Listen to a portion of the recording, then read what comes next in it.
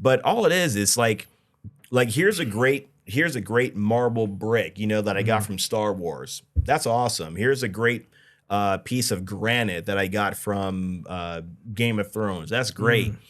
If you don't build a house with those bricks, it's useless. All he brought us was a bunch of different, like, here's this. A bunch of building materials. A whole bunch of building materials, and say, isn't that great? Sure is. Yeah. Isn't that great? Like the best quality of the building materials. And then didn't build anything. And then didn't build anything. And just left it at the job site. Yeah. It's like, hey, just walked away from it. Look at all this cool stuff. There it is. I'm a winner. People like this. People like that. Good night, everybody. Dude, that is the most genius analogy I've ever heard. Yeah, it's yeah.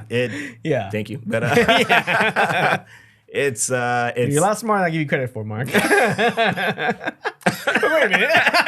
Wait a minute.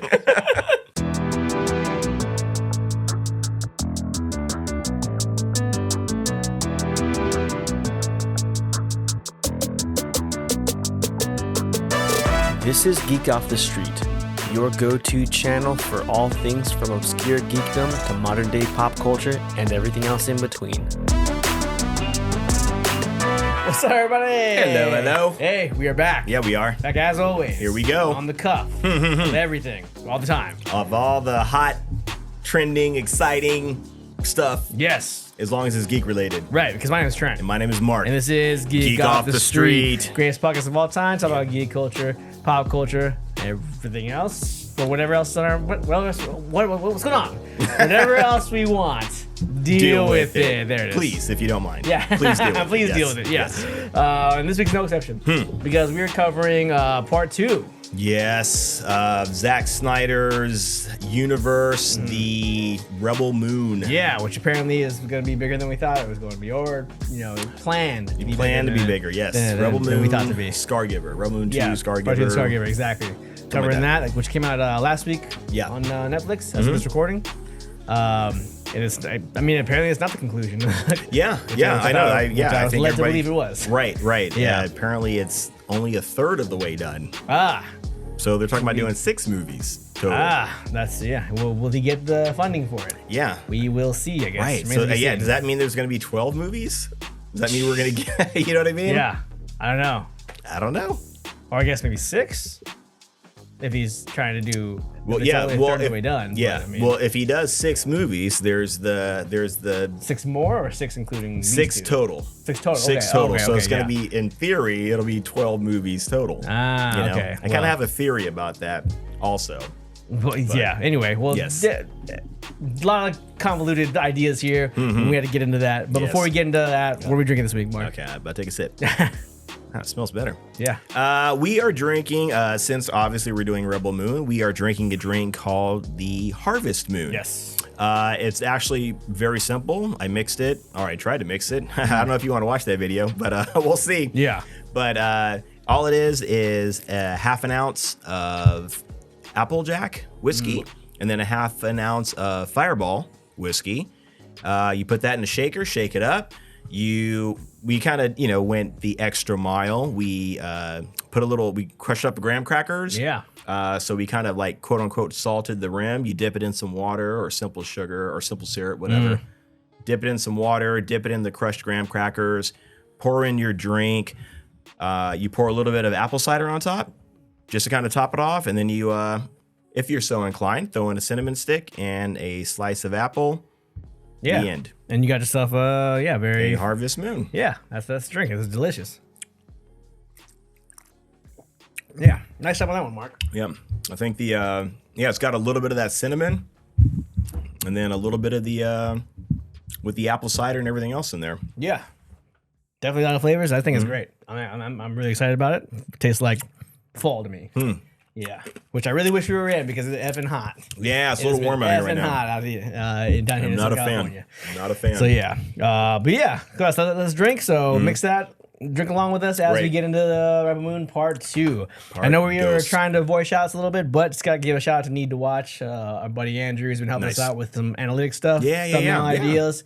helping us design, and it's been really showing the results. So, man, thank you, dude. Appreciate you helping us out. You didn't need to. Yeah. It's out of the kindness of his heart, jumped in and started helping us out. So Great community. yeah, Great yeah. community. So that's basically that. Yeah. Yeah. I gotta bring up a couple things later on that Drew wanted to address with you specifically. But, Let's go. But I don't want to get into that now because I know it's sparking a little bit of conversation. So first, let's get into some Rebel Moon. Let's talk about Rebel Moon. Yeah. So if you guys don't know, Rebel Moon's a Netflix exclusive series of films that have been co-written and directed by Zack Snyder, the infamous, famous, however you want to see him, very polarizing director, I'd say, to a lot of people. And this is his foray into sci-fi. Yeah. This is kind of his own Star Wars, essentially. Right. Yeah.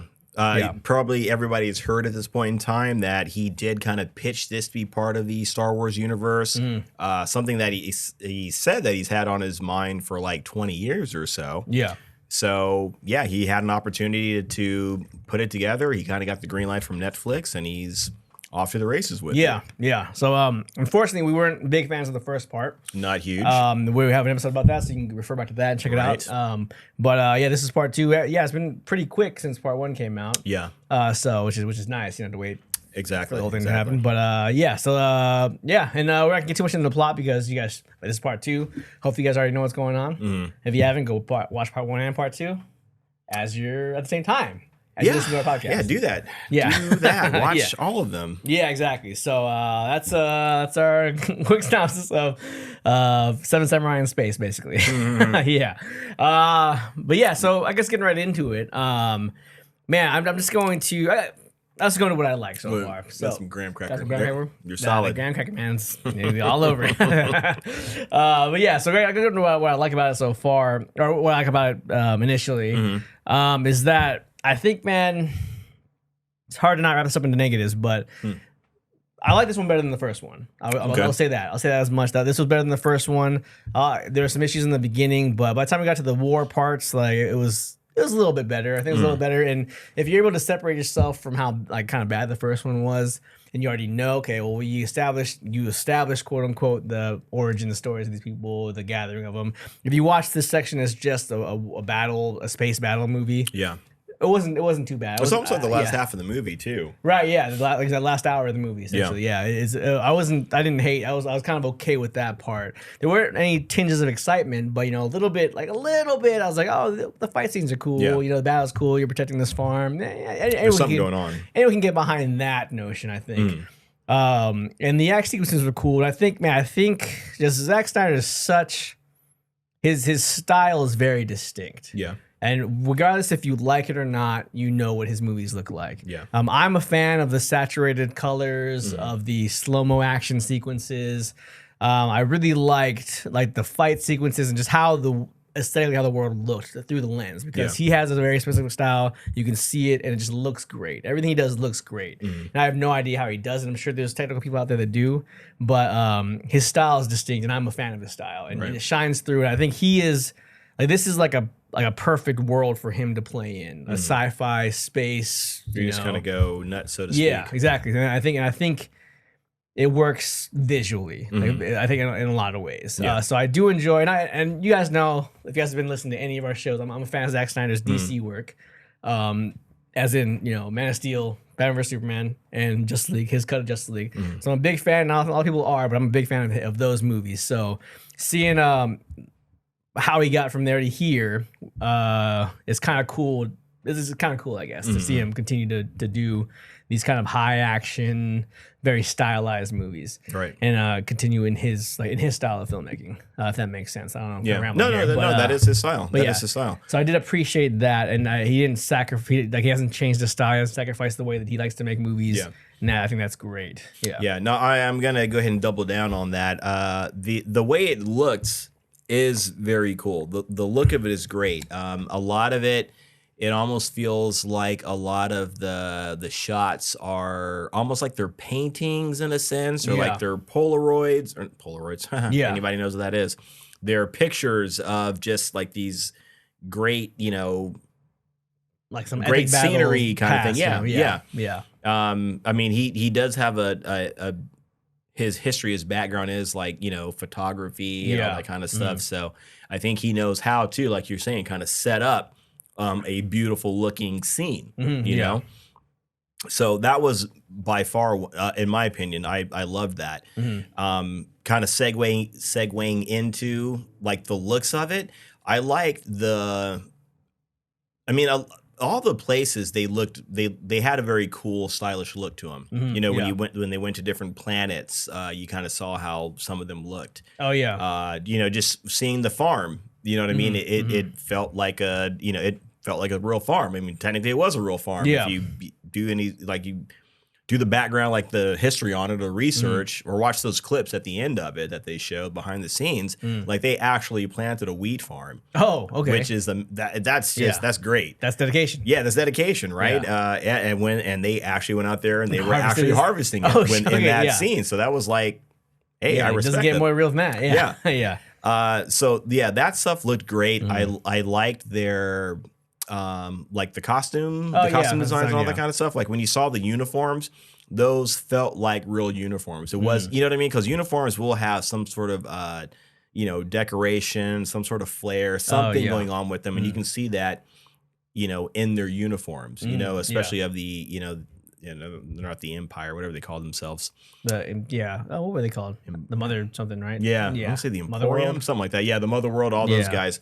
Right. So I thought the costumes looked great. Some of the weapons they had looked great, like the guns they had, the rifles, all that kind of stuff. They looked great. Yeah. You know, that mix of the wood and the, you know what I mean? Because that's what a lot of, you know, rifles and stuff look like. Yeah. So like some of those the sniper-ish looking, like they kind of look almost like those old school kind of rifles, but you know, they shot these little plasma bolt things. Yeah, you know? yeah. And actually, what I liked about that is that, like, when it would hit something, it would splattered. it splattered, kind of melt. Like that's how you imagine something like a very hot. Yeah. Essential, very hot. And you're getting some secondary damage out of that too. So if somebody's next to them or whatever the case may be, they're gonna get hit by that a little bit too. So it's a pretty solid weapon. Yeah. Not only did that looked like, that kind of make like a very like super molten hot. Yeah. Not necessarily metal, but you know, like a plasma bolt. Like what you think. I think somebody in the show said it was lava or whatever. You know, so maybe it's just, you know, some sort of, you know, piece of rock, metal, something that's just superheated and fired off. Maybe, it struck me as like plasma or something like that too. So I guess same effect. Yeah, which is kind of, that's a great idea for a weapon. Yeah, right. And it looked kind of cool. And then also visually, when you would see those kind of hits and the slow motion splatters, that looked great. All of I can never pronounce his name, but Hansu or whatever his name is. Yeah, his battle scenes looked great with the gun, like just blasting guys, and they blast off and spread around, and so those shots were pretty great. Yeah, that was like, I guess, to compliment that, like Snyder's attention to detail, visually, set design wise, compositionally for his shots, like the detail that goes into that is unparalleled. I think he has such a good eye for visuals, and those those shots, the fight sequences or the landscape shots, all those just look great. The way he shoots, he's a great cinematographer and a great visual storyteller. I think. There's some great detail in that you know, you might look over, that you might look past, or they could have just phoned it in. They didn't have to you know, take it to that, you know, nth degree. They didn't have to go that far with it, but they did. And it makes it that much better when you see it. You know what I mean? Like I said, their uniforms, their you know, the way they, you know, their hair designs, you know what I mean? They all had, like, the military people, the Mother World, they all had that same kind of, like, you know, I mean, they were military, so they had the same kind of haircut and all that kind of stuff. So it made squared sense. Away, yeah, I did, but I think I may have said this in the first one, but I still like the Admiral. I thought he was a pretty good bad guy in just being a straight bad guy. Admiral Noble? Yeah, Admiral Noble. He was like, he wasn't really, you know, there was not a depth to him, I don't think. But I think he was just a good asshole bad guy. Yeah, he's just good. Like, if you want to just go looking for a straight up bad guy, this is, you know, a classic villain. Yeah, play the part really well, and you love to hate him, I think. Yeah. I was cool with Noble. Let's see. Any other positives yet? I liked the soundtrack, the score in this, the music. I thought the music was really good as well. You know, a lot of, you know, very, you know, it's supposed to be like dramatic, and it, you know, it was just the music was, engaging. The Yeah. music was cool. Yeah, kind of atmospheric, kind of fit the tone of the, Right. of the movie. Yeah. For So sure. yeah, between like the look and the sound of it, I Yeah. thought that was fantastic. Yeah, that's huge. That's big parts of it, I think. So, let's see. I think those are the major ones I had for positives. Did you have many more? Or? I think a couple other things, or maybe one other thing was, I was kind of curious with the Nemesis character, like with her, cutting off her arms to put on those gauntlets or to get the robotic arms or whatever. I don't know if that was part of my positives and or negatives, but I don't know exactly how they work, right? So when she put them on, they talked about the spirit of her ancestors, like taught her how to fight. So I was wondering, like, is there some sort of like mystical element going on in this world as well, other than just the science? Is there like a quote unquote magic kind of thing going on? Or maybe that was like some sort of like, it was like a DNA kind of thing. Like maybe, her DNA or her blood was enough to say, like, you know what I mean? It just kind of programmed something into her on a scientific level. Yeah. But they made it sound like it was something mystical. All right. Okay. Yeah. But my point is, it seemed like the reason why she did it was so she could wield those blades, right? Because you can't hold them under normal circumstances because the whole thing is hot and it'll scald you. Yeah, you saw it when Core tried to pick one up. Yeah, right, exactly. Yeah. So, and then the other guys that were fighting with it, I'm assuming they had some sort of glove or something that allowed them to do it. Yeah. I know Noble at the end, Admiral Noble was fighting with it as well, and I don't know if he had like maybe his gloves were special gloves. I don't know, but I do like the fact that those swords are dangerous. Yeah. You can't hold them for long unless you do it under special circumstances. And that's the reason why she had those. Oh yeah. She put those on so she could wield them on a continual basis. Yeah. And not have to worry about it. Yeah, that's kind of a good detail that I think a lot of people would miss too. Because you see why is she cutting her hands off? That's weird. And then she's wielding these swords, and then you see it throughout until like that part where Cora has to drop it because exactly that put it all together. Wait a minute, what's going on here? I was like, oh, okay. Yeah, those aren't just they're not just exactly. Yeah, so, they're very unstable weapons. That's why I liked about it because like I mean, as much as I love lightsabers, man, they're cool, they're awesome, best weapons, but they don't make sense. Like scientifically, we would never be able to make those. I think in our timeline. Yeah, they just. I know there's like a logic behind it, but the power to do it is the thing, The amount of powers I know, I've seen people do like flames or torches or that kind of thing with like lightsabers they made, but they don't, the way that they operate in Star Wars. Yeah, that's true. Yeah, being able to use it as a sword. Yeah, maybe using it as a one, hit somebody with it, and then it does its thing. Then you got to turn it on again. Yeah, because the whole concept is like it's like plasma within a magnetic bottle. Exactly, kind of thing, you know? So like harnessing, pure power basically. Yeah. In this, exactly. Yeah, so you can't. Yeah, if you have a sword fight with it, if you hit two of those together, I would imagine it would like explode. In both of your faces, like crossing the streams or something. So. Exactly. Yeah, exactly. So that's what I like about these swords because they're kind of like. I don't know, plasma swords or something, because they were they're iron. Swords, they were iron, and they just were charged up with whatever this technology was. I was like, maybe it's similar to what the guns were because they would deflect stuff and bullets. But but it was like it was cool that they seemed a little more physical, at least a little more possible. In this world, it wasn't too far fetched. Right. I think. That's probably it for my positives. Yeah, no, right, yeah. But any more? Costumes. Oh, you know what? I think one other positive I'll throw out is I did like the fight scene at the end of it, right? Because the ship it's basically going down. It's like almost, it's basically vertical kind of thing. So and they're still fighting on it. So they're trying to fight as they're going down, like almost not quite like a straight drop, but pretty close to it.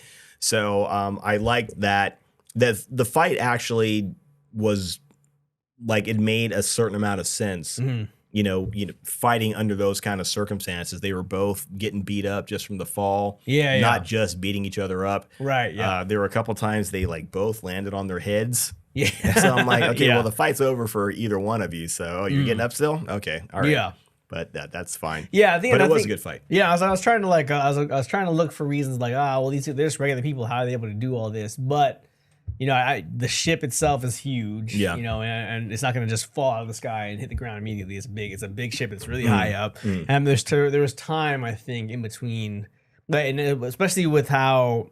Just at that point, it's desperation. It's like, we're both gonna die, but I still want the satisfaction of killing the Scargiver, you know, kind of thing. Yeah. And so that was it felt right to me at the very end. Because I was trying to compare it to like, and this is not even the same, but like with like Black Widow when they like. That's exactly what I was gonna say too. Yeah, when they're like literally they're jumping off of pieces of this ship and still fighting. In the, and you're just a normal person. Yeah, you're just a normal person. Yeah, that was kind of like there's like how are you jumping off of things in the air fighting each other when you're regular people? Yeah, which was kind of. So I was starting to feel that way a little bit about this, but it seemed like it still was a little bit closer to being practical than that was. You know? Oh yeah, definitely more practical than that was, unfortunately. I mean, some of it, like I said, when like some of the times it happened once to each of them. Once when Noble fell, like was falling downwards, and maybe it wasn't like a 90-degree fall, but fall, and he kind of like literally landed on the back of his head, kind of thing. And then it happened too with Korra. I mean, it looked. Like that's not something someone's gonna, you know what I mean? If somebody falls on the back of their head, like under normal circumstances. Yeah, right here. Yeah, just right here. It's gonna, you're gonna be done. Yeah. So much less like falling or sliding for like 20, 30 feet into something. But I didn't trip about it. It was like it was an action sequence, right? Yeah. So whenever you see like an action movie action sequence, you know, these guys are gonna, you know, start doing a little bit more than normal. And I kind of assumed Admiral Noble was like juiced on something. Yeah. You know what I mean? He definitely wasn't normal anymore. Yeah, because I mean he's brought back to life essentially. So, yeah. And he looked like he was there's some kind of mumbo jumbo in there, whatever was pumping into his body. Yeah. It seemed like the same thing that was powering the ship was, you know. Yeah, they had those red and blue things going on. Was being pumped into him somehow. So there's probably some kind of. And there could be an element of truth to it too, because that whole red and blue thing is a thing. You know, I'll get into it, you know, with the negatives. Yeah. But I'll get into it. Yeah. But So. But I think the fight scenes, they felt really gritty. They felt really dirty. You know what I mean? It's almost like when you're fighting, like, and you throw dirt in somebody's face, you bite them if you have to. Yeah. It felt like a very visceral fight, which I thought was cool. I think the first movie did a pretty good job of that too. Yeah. When the two of them were fighting. Oh yeah, on that like platform, they were. It looked like a real. It looked like a real fight, you know. And she was taking hits and getting knocked back, and you know, it was a good fight. Yeah, so like using what you can to really like it's you or him. Basically. That's in this situation, right? And you do whatever you can, whatever you do to fight this guy. And that was cool because this like. I don't know. A lot of movies show like the glory of war, like you know the whatever, but it's not, man. Right. I can't imagine it's not. I've never been in the military, I've never been to battle, but I can't imagine it's like it's. Some fun, glorious. It's dirty. People are dying, and it's not a great place to be. It's not pretty, right? And I'm sure, and they showed that in a lot of ways in some of those sequences. Specifically that fight sequence. Yeah. So I think that was pretty cool to do. Right. Show that, yeah. Anything else? I think that's pretty much it for the most part. Yeah. The work that went into putting the movie together, again, I really recommend. I mean, you might like that better than anything else. The behind the scenes stuff that went into making the movie. Yeah. It's amazing. They were like swinging for the fences, you know, which on some levels, again, I'll, you know, comment on that later. It's a little disappointing that so much work, so much like quality work went into it. Yeah. And we kind of got, you know, this movie. Yeah. We kind of got what we got. But, man, like I said, like they planted real wheat and they harvested it. Yeah. You know, like I said, the sets designs were fantastic. The costumes, all that work that went into it. I mean, seeing that makes you want to like, you know, just, you know, give them a round of applause. So, yeah. Like I said, man, I think by the time that they got to when they were about to have the battle, like I was not necessarily excited, but I was kind of feeling better about the movie at that point. It took me a long time to watch the first like half of the movie. To be honest with you, I fell asleep partway through the first part of it. I think I had to start watching it 2 or 3 times. But then like the second, when I got to that part where the fight was about to happen, you know what's coming. everything from there on out, I was okay with in Yeah. that, like in that box. Like in this box, this is cool. You don't have to worry about the story or the characters or anything like that. Like this box, I was pretty cool with it because it's like there's a bunch of farmers trying to fight an Imperium. You know, like you can get behind that. That's cool. Yeah. You know, and I was okay with it. So like I said, that second half, I think I was cool with. Right on. Yeah, I was fine with it. But Right on. yeah. That's cool. So against the negatives, then I guess. Let's do a negative or two. So my man, like I wanted this to I know be. you did. I wanted it so bad, man. I wanted it for you. I wanted it so bad, man. And I wanted this movie, especially this one, like at least to like as a redemption for the first one. And now that you say that there's supposed to be a lot more, now it's like, why did you rush so much in these first two movies if you're gonna make 6 of them? Yeah. Like we could have met half of these characters in the 3rd and 4th movie. You know what I mean? Like, why do you have to cram all these characters into these 2 movies, force them to get behind this cause, and not allow us to understand why they care about each other or they care about this fight? Yeah. Like the characters, like you don't care about any of them because you don't know who they are. You don't? And having them sit around a table and all talk about their past one after the other Right. in this giant exposition dump isn't the way. I mean, Terrible. their stories are fine. Whatever Right. the backstories are, they're Yeah. fine. I don't have a problem with their backstories. Yeah. But the way it was given to us Right. in this freaking like like story time Yeah. around the table where they Right. all tell their story. Like, And it's- really? Yeah, like this is horrible. Yeah. Horrible the way that they gave us that backstory. Yeah. Which why are we waiting? And then why are we halfway through the second movie to learn anyone's backstory? Right. And At to this see- point, you don't care. Yeah, and you Yeah. don't care. It's like too little, too late. It's exposition dump. It's the word. It's breaking the rules. Show don't tell. Yeah. You know, it's like we don't care about any of these people. So when any of them die or any of them go to battle or even do any of this, like you just don't care. Yeah, you're not holding your breath. Yeah, I don't really. It doesn't bother me. Yeah. Yeah, so I think that it was just so rushed, man, with characters that we don't care about, a story we don't care about, and a cause we don't care about. Yeah. So there's no emotional attachment to any of these people. So I wish that they would have organized this better, the storytelling, the characters, and if it's going to be 6 movies, Yeah. you had way more time to get into all these individual stories Yeah. and to make it more, more important. Right. Yeah, which is kind of a bummer. Well, I think I know why. I have a theory. I don't even know this much of a theory as opposed to this is what it is. Yeah.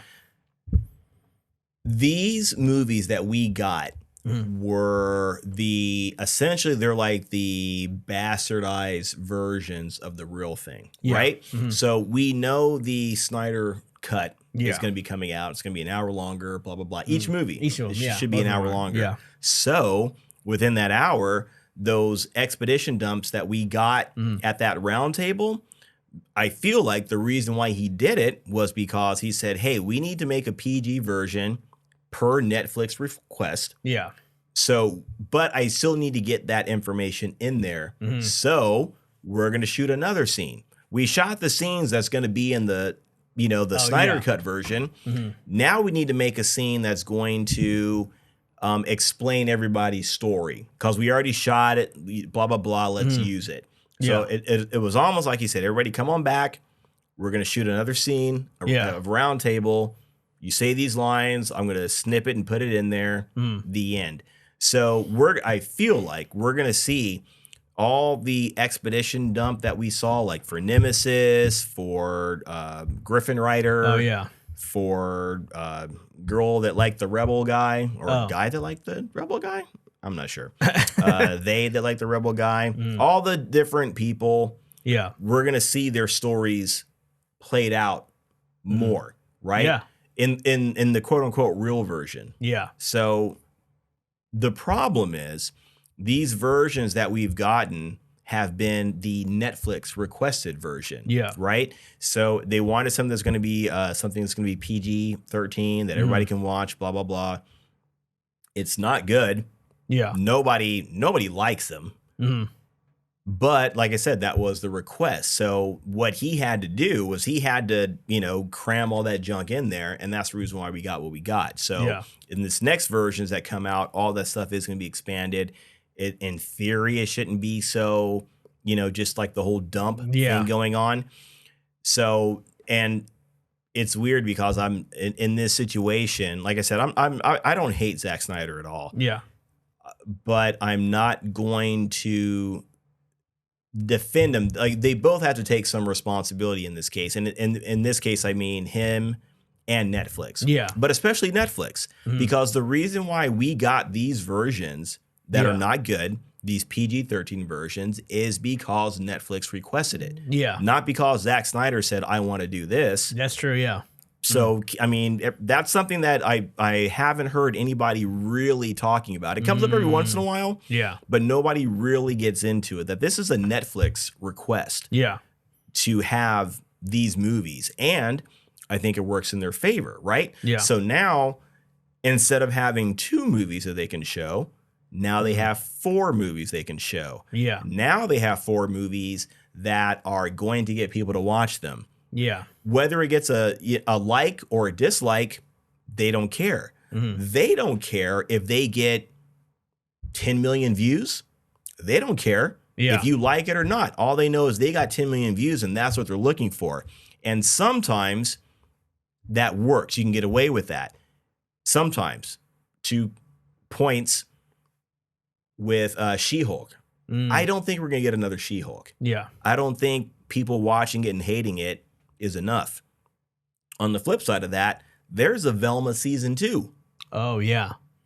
Nobody liked that. Yeah. But 1 million people watched it and they all hated it. And all they saw was, hey, we got 1 million people watching this. Yeah. Let's do this So again. if we get 1 million people to hate watch the next one, who cares if Exactly. they like it, we're getting the numbers. We're getting the numbers. And that's yeah. that's their, I feel like that's the bottom line. That's what they're looking for. That's what they're going for. Yeah. So, like, I mean, I understand, like, this is the movie that came out. Yeah, and Point the Netflix- finger where it needs to be pointed. Yes, true. Yeah, that's fair. And Netflix is bankrolling it, right? So, I mean, the person that's bankrolling it is, you They're the boss. You do what they say. Yeah, you're boss. Yeah. You do what they say. And and I'm glad you put it up, brother, though, because that makes sense. And I'm seeing that for sure. Yeah. And that, point the finger, exactly, because we're getting a bad version of it. Yeah. But two things off of that is, one, if his 3-hour cut versions of these 2 movies are not good, Yeah. then it's 100%. Like, yeah, Exactly. Then It sure is. Yeah, then It sure is. it's all on him. It's his Yeah. fault, 100%. It's Steiner's fault, 100%. And the second thing is that, why is Zack Snyder one of the only directors that is 100% synonymous with my cut's better, my version is better? I think if anyone's gonna get that title as the director who cried director's cut, Okay. is gonna be Snyder. You know what I Yeah. mean? And like, why does it happen so much to him? Every single cut of the movies, every single movie that he has made, Yeah. with the exception, I mean, I don't know about 300 or his older movies, but I know Sucker Punch had a much different director's cut. I never saw it, I didn't know that. but there was a much. I saw different, Sucker Punch Yeah, when it came out. well, I so was did I. excited about it. Yeah. Yeah, in theaters I saw it as well. But the director's cut, which I hear is a lot different. It's a lot different than the original cut. And that came out later on. I did not know that. Yeah, I never watched it. Then there's obviously the infamous Batman vs Superman, which is completely super tampered with, and then even Justice League was ridiculous.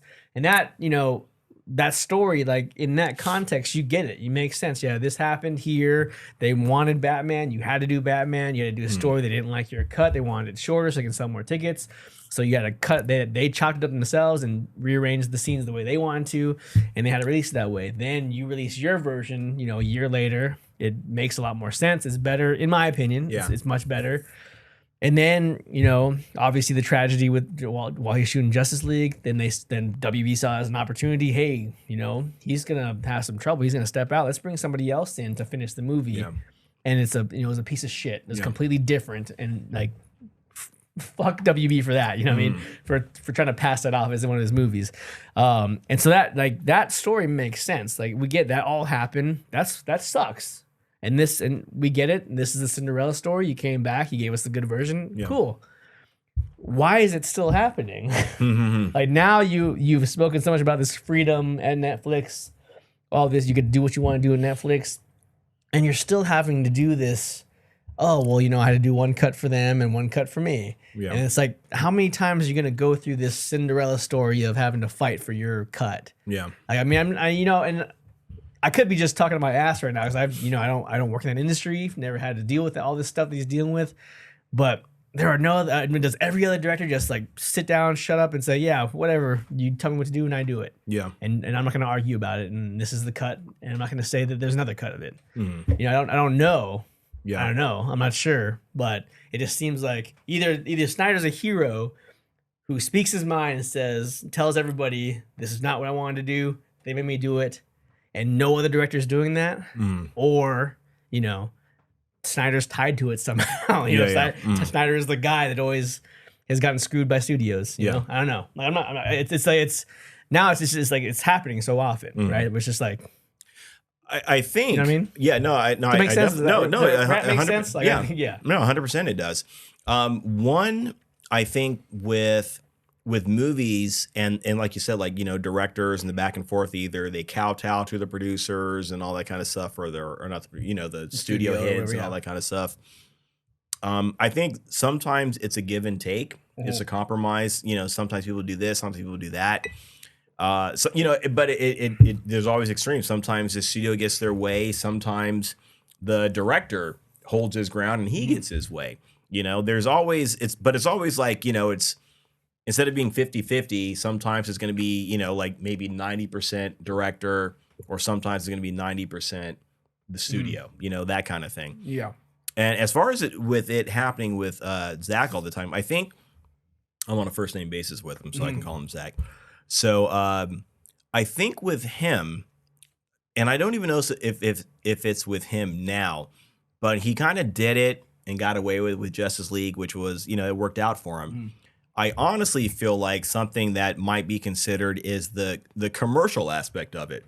Again, I think it's like we can, for the price of 2 movies that will give us 1 million views, we can get 4 movies that will give us exactly for the same price, right? For the same price. So I feel like, I don't know, but I feel like the executives at Netflix are like, they're kind of like twirling their mustaches and beards. Like, I feel like we can do this because and we can do that, especially with him, because he has that reputation. He has that from, most famously from Justice League. Yeah. Right. Like, I didn't know he had like these special director cuts of these other movies, and a lot of movies do that. You know what I mean? You look at Lord of the Rings, even Superman 2. Yeah, there's always like these, these the way the director really wanted it kind of thing, Blade or these Runner special cuts. Was a big one. Yeah, Blade was a huge one. Yeah, so it's always there. So yeah, I don't. I like I said, I hear what you're saying. Yeah. And I feel like it's more of a commercial opportunity that Netflix might be taking advantage of. Yeah, maybe we got to keep that story, that narrative going, right, with the guy who's known for it. Yeah, maybe. Yeah, why not? Yeah, because he's already known for it, so why not do that? Some kind of conspiracy going on here. Yeah, this is crazy. It's from a business perspective. Yeah, if you can get 2 for 1, why not do that? Yeah, I'd love to talk to Zack and to be like, hey man, how do you feel about your PG-13 versions of Rebel Moon? How do you really feel about them? Like, and because you have to come out and you can't come out and like dump all over it. You got to come out and support it, like you said. So, so he's kind of it makes so much. It makes a certain amount of sense if that's the case. If he just kind of said, give them the PG-13 thing, because we talked about it in the first Rebel Moon, how it was like, this happened, then here's a scene, then here's a scene, then here's a scene, then the end. Yeah. That's pretty much what the first one was. And this one, that's kind of the case too. Like this movie, like there are a bunch of, and like what he does, and again, maybe when we get like his director's cut version, it'll make more sense. Like it has to make more sense. Yeah. Because the writing in this doesn't make sense. This world does not make sense. The world doesn't make sense for a myriad of reasons. But this movie, it was like he was taking all these different, things that he was inspired from. I'm kind of going off into a different tangent now, but all these different things that he was inspired by, right? So he was inspired by Star Wars, so that's in there. He was clearly inspired by Seven Samurai, so that's in there. Julius Caesar, The Ides of March, The Red Wedding, all this different stuff he's pulling from, and he's putting it in here. But all it is like here's a great marble brick, that I got from Star Wars. That's awesome. Here's a great piece of granite that I got from Game of Thrones. That's great. If you don't build a house with those bricks, it's useless. All he brought us was a bunch of different, here's this, here's this, here's this. A bunch of building materials. A whole bunch of building materials, and say, isn't that great? Sure is. Yeah. Isn't that great? Like the best quality of the building materials. And then didn't build anything. And then didn't build anything. And just left it at the job site. Yeah. It's like, Just walked away from it. Look at all this cool stuff. There it is. I'm a winner. People like this. People like that. Good night, everybody. Dude, that is the most genius analogy I've ever heard. Yeah. Thank you. But it's you're a lot smarter than I give you credit for, Mark. But wait a minute. Wait a minute.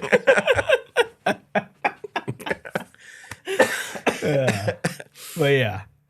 So yeah. No, it makes sense. So all I can really say is, I have a couple of nitpicks and things to say. Yeah. It's not much more to say, but I really just want to just say that I hope upon hope that his director's cuts are good, are better, and then it's like, all right, I trust you again, and again, man, I love Zack Snyder, dude.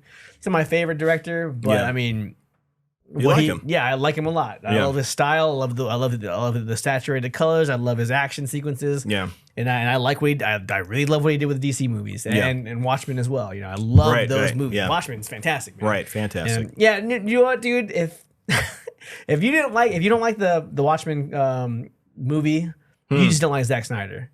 That's it. Yeah, or you hate the comic book too, because they're so close. Yeah. I've never heard, and I'm sure they're out there, but I've never heard anybody that has seen that movie and say they hate it, dude, or they don't like it. I just got into an argument with some dude on Facebook the other day. Really? Who said Zack Snyder bastardized Watchmen. And I was like, oh, so then you don't like the comic book then? And he's like, no, I love the comic. And I was like, well, what's your problem, dude? And he's like, he changed it to Dr. Manhattan and not the squid. And I was like, the point was, sorry, we're getting off topic here, but the point was creating a common enemy. What did he do? He created a common enemy. Yeah. That was the point at the end of the movie. That's right. It doesn't matter if it's a fucking squid or Dr. Manhattan. Yeah. I don't know if that would have worked in the movie. No, it wouldn't. Like in a comic book that works. Yeah. Or in a book it would have worked. But in a movie, I don't think bringing in like those squids. A manufactured giant squid, Right. And the concept is great. I mean, it makes sense. Creating a like you said, like a common enemy. Yeah. That is 100% accurate. That makes sense about the human condition. But kind of throwing that in there, it doesn't work in an hour and a half or 2 hour, however long the movie was. It made perfect sense to point the finger at Dr. Manhattan. Exactly. Which was it's a great everyone knows him to be the only super powered hero, and he can really do whatever he wants.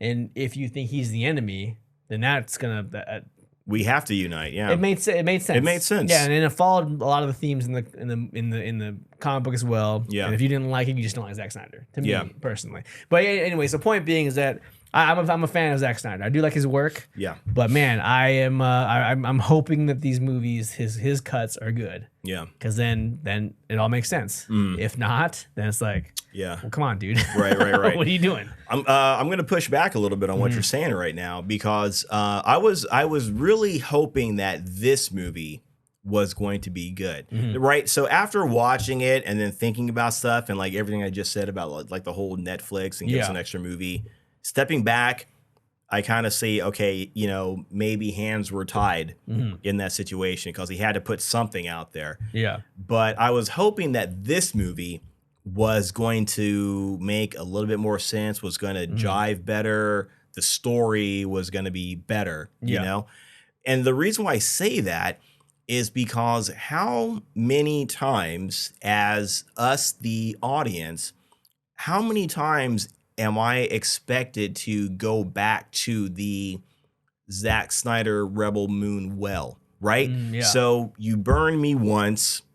Yeah. All right, you got me. Okay. Fool me once, shame on me. Yeah, that was a wicked googly. We'll move on to the second one. That's right. fine, Everyone, shame on you, right? Yeah. But then I watched the second movie, and it's still not good. Now, taking into account everything we said, we kind of maybe have a reason or a justification for why it wasn't good. Why both movies weren't good. But again, it's like The Boy Who Cried Wolf. Like how I honestly don't know if I have it in me to watch Rebel Moon, Child of Fire, the first one, the director's cut version. That's going to be an hour longer. That is going to, explain things better. I don't know if I have that in me to watch that and be ready to give it a favorable opinion, or even just to maybe to give it a chance. I see. I don't know if I can watch another Rebel Moon movie without, just having my arms folded and I'm watching it with a scowl. I see. Yeah. Kind of thing. Why are you making me come back and putting in this many more hours? I would have preferred to have seen the director's cut of Rebel Moon 1. Yeah. I would have liked to have seen that before I saw number 2. Personally. Yeah. I that 100% agree. Yeah. That would have been better. I guess my only thing would be that, did Snyder shoot all of the footage and everything before or after Netflix told him he had to have a PG-13 version? Before or after Netflix told him? Yeah, before Netflix said we need a PG-13 version. Because obviously, it's been 2 or 3 months since the first one came out. So they weren't shooting the second part at all when the first one came out. They were done with both. Yeah, they were done with both. Everything was done, being shot. Yeah. And I imagine the second one was damn near, or if not already ready to release by the time the first one came out. Yeah. So did he have the opportunity to be like, oh shit, people didn't like the first PG-13 version, let's go back and do some reshoots to make a better PG-13 second version, or we shot everything already, and I'm trying to make do with the box that they put me in. I shot everything, this is how I intended to be, and then they said, hey, give us a PG-13 version after we shot. Or before they shot, hey, we need a PG-13 version also. I think that would be the difference in I think the end product that we got. Yeah, exactly. That would make the difference. Because if he knew he had to do a PG-13 version, you would think he'd plan it out a little bit better. Yeah. What I mean? Shoot something that could be edited into a PG-13 version that made sense. Yeah, versus, hey, whatever you shot, we need a PG-13 version of it, an hour or less. And they say, "Oh shit, okay, well let me see what I can do." Yeah. You know what I mean? And I don't know, because again, I kind of made that. I mean, this is just a point I made up about him bringing everybody back to shoot that scene where, hey guys, we already shot you your backstories, but now you need to sit down and do the exposition dump, so we can put that in the movie. Maybe he called everybody back afterwards, oh crap, Netflix wants a PG-13 version, so everybody run on back here, kind of thing. Yeah, that's true. Yeah. Yeah, I don't know. I feel I obviously I don't know. We don't know.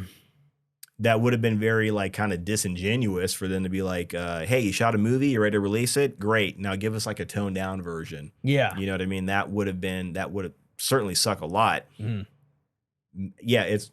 That would make a very big difference. If he shot this movie and now you got to cram, because that's what these movies feel like. Yeah. They feel like that would be the case. Someone said, hey, you shot this 3-hour, rated R epic. We need a PG-13 version. So you and your editors get together and make something happen. Chop it up. It would explain why these movies are so just didn't make sense. Yeah, just so disjointed. Exactly, disjointed. They don't make any kind of sense. Yeah, because it is reminiscent of BVS theatrical version, and BVS Ultimate Edition. It's very reminiscent. The BVS the theatrical version didn't make a lot of sense in a lot of ways. The Ultimate version made more sense. Did it? Okay. Yeah, sequentially, I think, with the way the scenes were organized and the ones that were taken out. And I think so. It's reminiscent of that. Like in a lot of ways, like I already shot the movie, but you want me to do another version of it. Yeah. It feels like that. Right. And if that's the case, then I have a little bit of hope for the cuts coming out. Yeah. But again, we've already invested time. We've already invested, Right. And at this point, I'm not motivated enough. I don't really care anymore. I see what you're saying. You know what I mean? Like yeah. I think what's hard about that is because this is an original IP. Right. And so there's not a lot of reason to come back to it when you don't care about any of it. Yeah. With Superman, Batman, all those characters. You cares. Yeah. You care about them because these are already a built-in audience. These are characters that have been around for a long time that people know and you've love. cared about for probably years. Yeah. On And some so, level. if there's another version of it, you might want to see it. You know what I mean? For this one, I see what you're saying. Maybe it's a little bit hard to come back to it. I mean, I'm going to see. I want to check them out when they come out. Yeah. But yeah. I keep asking myself that. I think I might need to wait and see what. Yeah, I don't know. Yeah. In all honesty, I'm burnt. I'm a little burnt out on it. I see what you're saying. Yeah. But yeah, I said one more thing that I wanted to say on negatives. Yeah. And this was with how kind of bad the story was, now the characters were, I started to kind of feel like when I was watching the movie, I kind of started to feel the things that people that don't like him feel about him. So I was like, it started to get like, for example, I was getting kind of like when they're like the harvesting. You explained that's great that they did that, but like slow motion harvesting scenes, yeah. It was getting obnoxious. Right. I was like, okay, I see it. This is how people felt about your other movies. I see their point of view now because I'm not interested in what anything's going on right now. So now this is just obnoxious. Now you're just trying to be cool in a sequence that's not cool or in a story that's not good. You know what I mean? So I was trying to be like, so I started noticing that I was like, this is kind of, I don't care about this. And there's like when they're assassinating the king and queen, there's like a string quartet in there playing the music that we're hearing while they're murdering. I was like, that's who does that? Yeah. Is that ever like what? Yeah. I'm gonna, if you don't mind, I'm gonna jump in on that really quick. That was completely like ridiculous. Yeah. And again, I feel like, and now kind of like, kind of giving Zack Snyder like the benefit of the doubt. Now this kind of takes away from the benefit of the doubt. Yeah.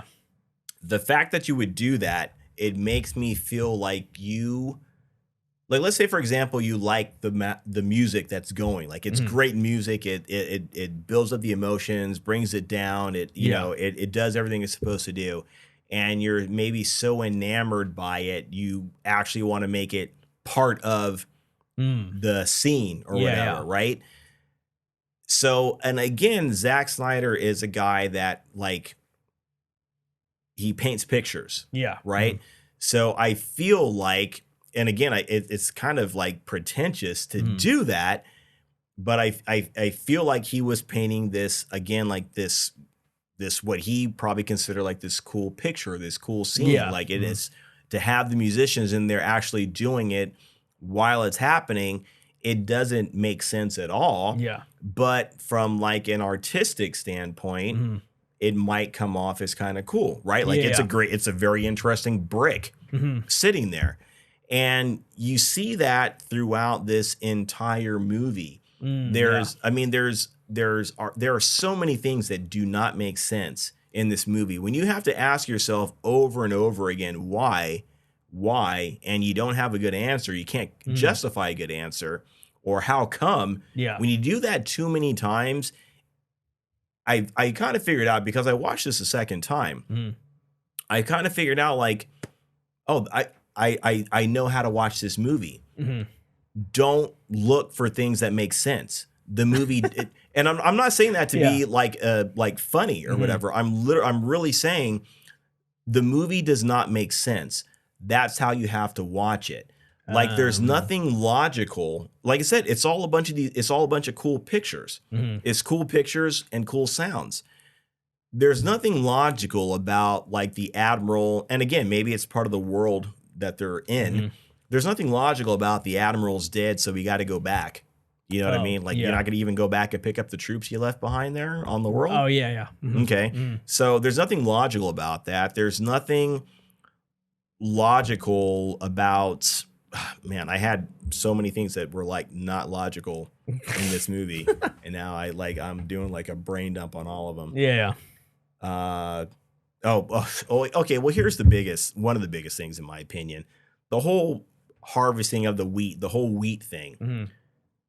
Originally, in the first movie, I thought that was a great premise, right? Yeah. Like, we're an army, we need to eat.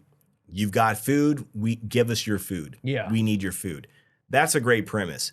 It doesn't make sense because then it turns into this whole Seven Samurai situation going on. If you haven't seen Seven Samurai, go watch that, please. Yeah.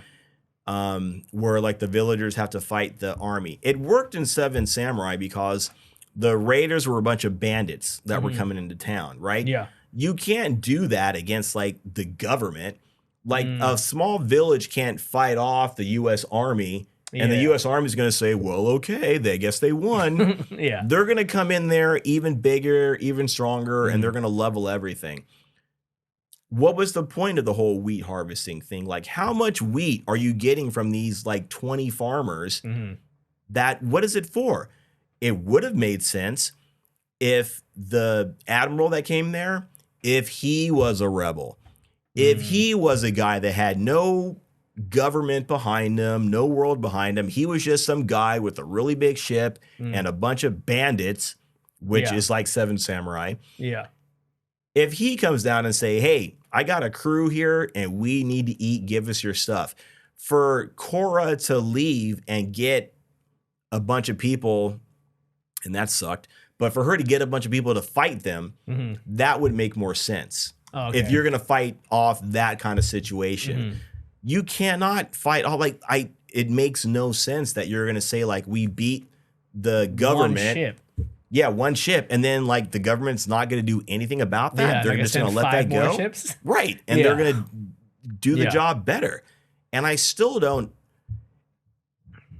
like if these farmers were farming like the whole planet or the moon or a good portion of the moon. I mean, they have space-age technology. They don't use it because they're space Amish or whatever. That's fine. That's that you chose to do that. You want to do it by hand. They established that in the first movie. It would make a lot more sense if these guys were, for whatever reason, they were the farmers. They were farming like a large portion of this moon kind of thing. Yeah. And like we know they've got a bunch of grain over there, and we need grain now. So now we're gonna go over and take it. So like I said, it didn't make sense. Like, these handful of people are going to give you like a few bags of flour. What are you going to do with that? Yeah. Make bread for your whole entire crew? Yeah. You're going to take it back? How much are you going to take back to the home world kind of thing? I mean, because it seemed like it was established they needed it because they were running out of food. They were running out of That's what it provisions, seems like, right? In the first one, that's what it seemed like. Yeah. But, and then like when they're in the second one, this one, they're like, oh, we just fire on it. Who cares? Destroy it because we have the Scargiver. Right. We can go back now. Yeah. Like, couldn't you have just gone back to get more food? Right. Yeah. Like, if you're going to get food someplace else, do it. And unless there's a mention of it in some other movie, I don't know, in the first movie or not, but like we just go back now. Like, go back now. Yeah. And refuel and continue whatever your mission is. I mean, his big thing was, again, it was the grain at first, and then once the Scargiver shows up, then it was getting the Scargiver. So if the Scargiver is there, like the grain and all that stuff doesn't matter anymore. Like he even says it, like the grain doesn't matter. It's the Scargiver. Let's get her, go back. I'll be a hero. Let's do that. Yeah. And again, like the way their military works, doesn't make any kind of sense. Like when that private was reporting, like, I mean, it's neither here nor there, but I'm not going to let them pass on that, actually. There's no way they're going to keep talking to a private or whatever in the military. They're going to say, let me talk to the person in charge and see what's going on. You know what I mean? I'm glad you're here making reports, but I need to talk to somebody with some authority. Yeah. Is everything on track? Blah, blah, blah, blah, blah, blah. Think about your own lives. It doesn't work that way, right? Yeah. So, and again, there were so many things that didn't make sense. And then, like I said, at some point in time, I realized that's how you have to watch this movie. Don't think about this is logical, because when this movie was put together, all that was not a consideration. It was like, it was a brick. It was a bunch of bricks. Here's a cool thing. Here's a cool thing. Here's a cool thing. Now, it's going to be on him in his director's cut to bring it together. Yeah. If he doesn't bring it together in that, What are you doing? Yeah. Yeah, exactly. Yeah, no, that's 100%, man. But yeah, no, I guess then what you want to rate it, or you want to? No, you know what? No, man, getting close to an hour. I know, here, so, yeah. I know, it's getting close to an hour. Yeah. Forgive me, because I made a list of stuff, and normally I don't do that. Normally it's kind of I talk from the heart. Yeah. So I'm just gonna go through my list since I put the list together. Okay. All right. This shouldn't take long. Everybody, bear with me. All right. So the intro at the very beginning of the movie with Sir Anthony Hopkins. Oh, okay. We love him. Yeah. But he's doing like the Grundabar from such and much came from here, and then he fell on the plains of Bludabar, and Sumdabon came with Grunda. It felt like they were trying to copy like Lord of the Rings with their intro. It didn't work because everything he was saying just felt like a bunch of mumbo jumbo. Okay. Like when he talked about Gruner or whatever, I was like, so you mean Gunner or Gunnar? You mean Gunner? Whatever that guy's name was. But it just felt like it was a bunch of words that were coming out that if there was some sort of bigger lore behind it, it would make more sense. It's almost like he was just kind of assuming, like, I know there's this fantastic lore. I'm going to drop it. I'm going to talk about, from the planet of, Vet or the moon of Vet, blah, blah, blah. Okay, 5 days to harvest. 5 days to harvest to build a network of entrenchments that they fought from, and then train. You can't do that. The training was 2 days. Like the whole harvesting in 3 days was whatever. Like, it takes a half a cycle around, the gas giant, Mara, whatever it was called. Man, and again, this is how it doesn't make sense. I was like doing the research on, a rotation around a gas planet kind of thing. Like what would that do to your atmosphere kind of thing? Like if you're rotating that fast around something, typically you're gonna have like higher wind speeds on your planet or on your moon in this case, all that kind of stuff. Again, you can't watch this with logic, right? Okay. So it doesn't make sense. And then training people for combat, for life and death combat, you can't do that in 2 days. This is someone with some military experience talking. It doesn't make sense. Again, it doesn't make sense. Bad dialogue when Gunnar was, saying to Korra, I was afraid of losing you. Like, why would you write something like that? You know what I mean? I wasn't afraid of death. I'm afraid of losing you. Like, shut up. The royal family scene. So he wanted to take from the Romanovs being murdered. It was a little bit of Julius Caesar and it was a little bit of the Red Wedding.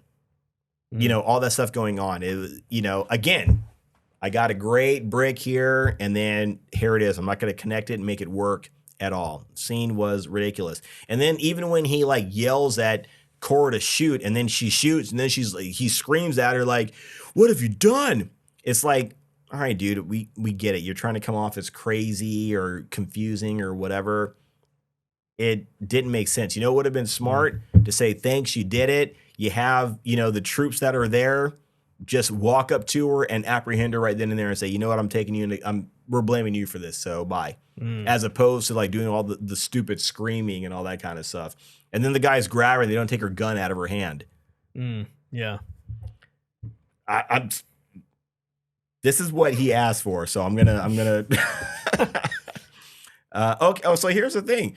So, and then when Korra shot this girl, this little princess, I don't know if you're any spoilers. She shoots a girl that she was supposed to be protecting. She shoots her, and she's like, it wasn't like he was blackmailing me into doing it, or I had no choice, or blah blah blah. She was like, I thought he was gonna protect me. I thought if I shot this girl that I would be under his umbrella of protection, blah blah blah. So that's why I did it, and to keep the Empire safe. So she did it for like the worst reasons. You know what I mean? She did it just to do it kind of thing. And sure, she's shaking her hand and all that kind of stupid stuff, whatever.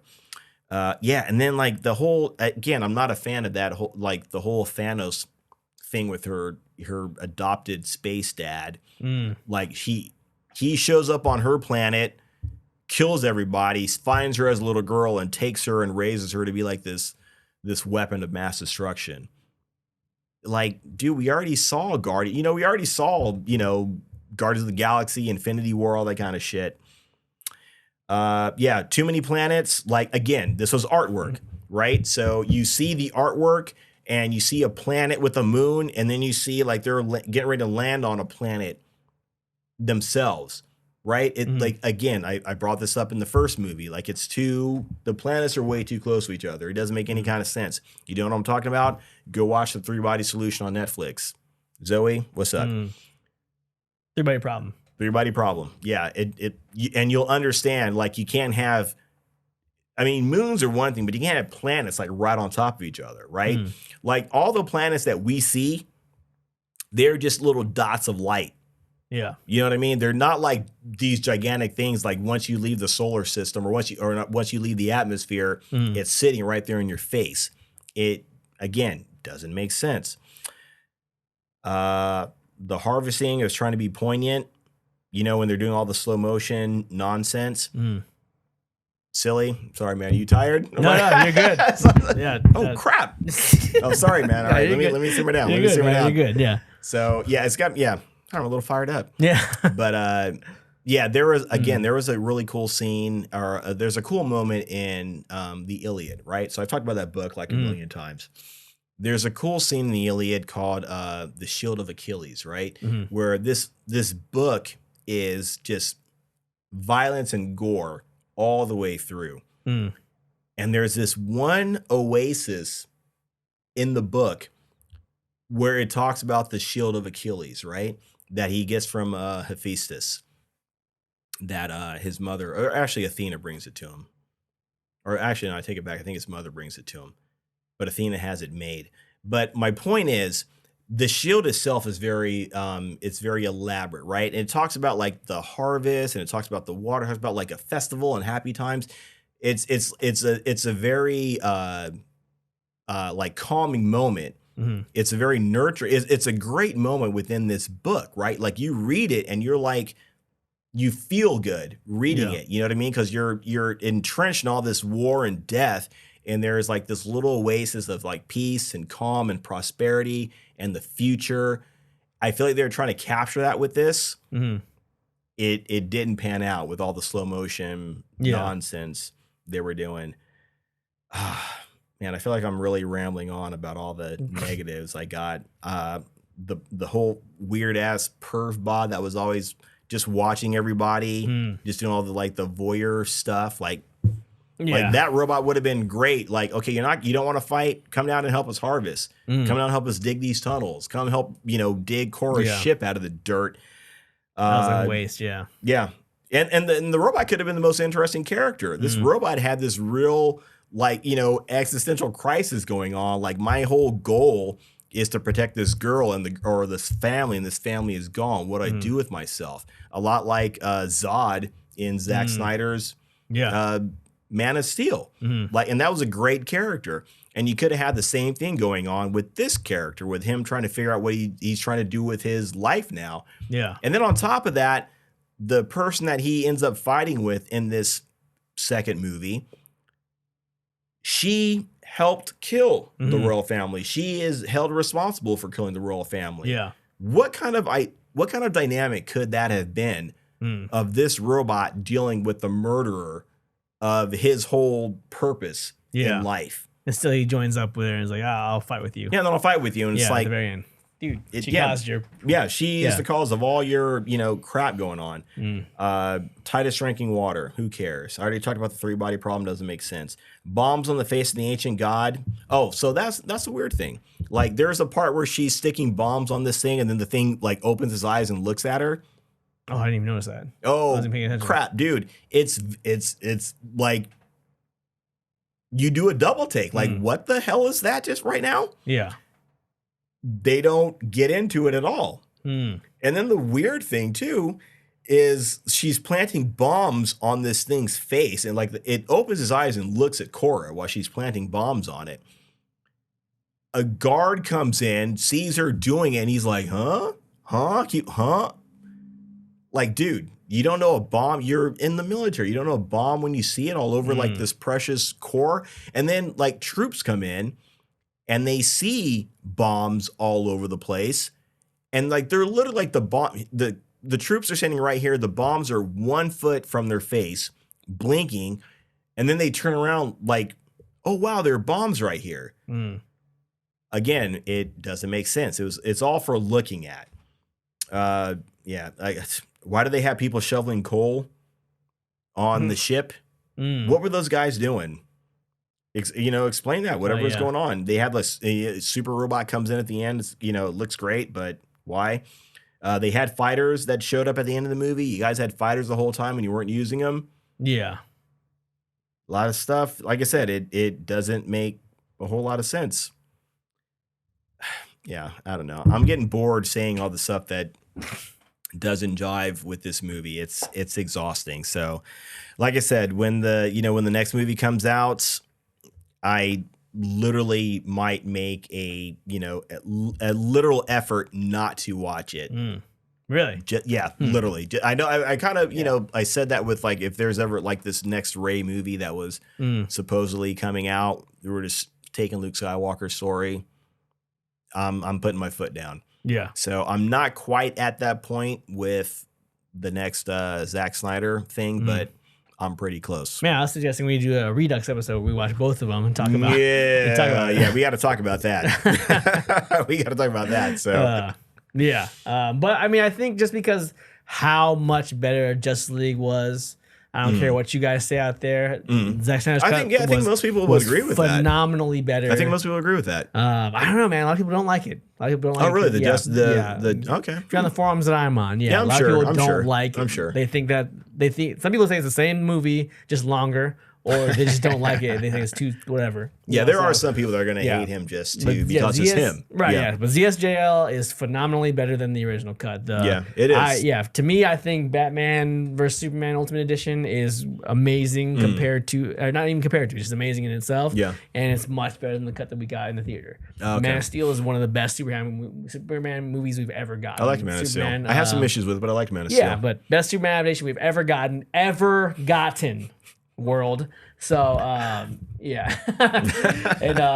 so I think I still hold out hope that but I mean this is it though. Like they have to be good. Yeah. Or you're full of shit. You know what I mean? Or you're full of shit, Mr. Snyder. Yeah. Like, I love your work, man. You're great, but if these movies aren't good, then I don't believe you. So you're gonna give him you're gonna watch both movies, or are you gonna like watch the first one and make a call from there? No, I'm watching both. Okay. I'll watch both cuts. But yeah, no. I mean, I feel like the format's got to be there in the first one. If it's not there in the first one, it's not going to be there in the second one. Yeah, maybe not. But I did like the second movie better than the first movie. Yeah, so, I mean, but it's like this pile of crap is a little bit better than this pile of crap kind of thing. So, I mean, it wasn't like it was like that much better. Do you think like this second movie was that much better than the first one? I was a lot more okay with it than the first one. Okay. I was much more okay with it than the first one. But I don't know. So That's cool. I think it's potentially could be good, but I don't know. But yeah, I don't know. Where are we sitting rating then? I'm going to say drop what you're doing and watch it because I watched it, so now I want you to watch it. That is I'm a very petty person. Okay. No, in all honesty, I always tell people, like, especially with all the controversy and hype going on around it, you should watch it for yourself and make your own decision, make your own call about it. It's tough. So I would say, I can't say stream it because that's the only way to watch it. But I don't know if I will say drop what you're doing. I'm somewhere close to drop what you're doing only because there's so much. And again, maybe it's only because like the circles I'm traveling in, so to speak, there's so much talk about it. If you are into science fiction, all that kind of stuff, I would say you should watch it so you can make the decision for yourself, kind of thing. What do I give it as a score?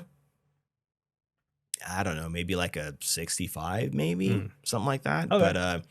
But one other quick thing I want to throw out. This is how much I've engaged with this movie. I watched it again and I timed all the slow motion sequences There's about 13 minutes worth of slow motion sequences in this. If anybody cares. I don't know if anybody cares. I think the Justice League cut, I think it was like 26 minutes or something like that. Wow. Of slow motion? Slow motion, yeah. Wow. Total. Yeah. Wow. So, okay, so it's not the worst. So don't complain about the slow motion. Yeah, so it'd be a little bit shorter if it wasn't. Yeah, the movie would be a little bit shorter runtime wise. A little bit. Not much though. A little bit. But yeah, no, I'm sitting at I'm at a very low stream it. Like I honestly, I wasn't. A lot of people were pretty angry about it. Yeah. This one didn't bother me as much as the first one bothered me. So, and I was actually again second half of the movie. Like I was into the action sequences and the war stuff. It was cool, the battles and stuff. So I'm thinking like a low stream it. I'm probably percentage wise, 66, 67. Not you're passing, but barely. But like there wasn't a lot to take away from it. Like I'm not really rushing to watch this movie again. I probably won't watch it. I don't know if I'll ever watch it again. But I just have that little sliver of hope for the Zack Snyder cuts. Yeah, because his cuts have been successful in the past. We'll see. Yeah, I did watch the first movie. Or some of it. I watched a good portion of it, I think, again. If I didn't watch all of it, I'm not sure. It's all a haze when they all kind of blur together. But I did watch the first one, and the way it started, it had a decent amount of potential. And again, I like the whole concept of, we need food, so give us. I mean, I think that's literally how Seven Samurais, that's how that started. So maybe that's what I'm kind of, I'm kind of glamping onto or whatever. That's true, yeah. Well, yeah. No, hey, it is what it is, though. Unfortunately, it wasn't good, wasn't great, it wasn't a fun experience. But I'm still more excited to see Zack Snyder's cuts of Rebel Moon than I am to see James Gunn's Superman. So, yeah, because that's gonna be a piece of shit. So maybe. I'm definitely curious to watch, but that's a whole other show. So. Yeah, that'll be a whole episode we can talk about of how much I fucking. How much you love. Do not want to see that effing movie. Yeah. So, but I'll watch Ray. You can watch Superman. Yeah, that's the compromise. That's the agreement that we've made. Because I refuse to watch. And I refuse to pay. I respect it to watch James Gunn's Superman. I refuse to watch the other one. So that's cool. I'm not excited to watch Ray either, though. That's I'm sure. I don't think anybody is. Star Wars, but yeah. So anyway, that's gonna be that for our talking about Moon. Then I guess we'll discuss if we're gonna do another episode. I kind of wanted to come back and talk about the cuts when they come out, but we'll talk about it. We'll see. Otherwise that's gonna be it for our Talking About Moon Part 2. Next week we're gonna be covering Bad Batch. Season 3. I think it's the final season. Last episode will be coming out this week, episode 13. All right, cool. So we'll be jumping on that next week. I got some watching to do. Yeah, I'm almost caught up. Right on. I'm about 4 episodes behind, I think. Okay. So so we're gonna get into that next week. If you guys want to follow along. Talk about some more. Go watch Bad Batch. Yeah, and then we'll be there next week. Yeah, cool. Other than that, I guess my name is Trent. What are you into? Anything? Well, we're already at an hour and almost hour and 20. So is that bad already? I don't want to. I don't think we really get into what we're into this week. Bore you guys. We'll talk about it next week, though. I think. All right. But yeah. Otherwise, my name is Trent. My name is Mark. And this is Geek Off The Street. Okay, good. That was it. So, intro. Let's do an intro.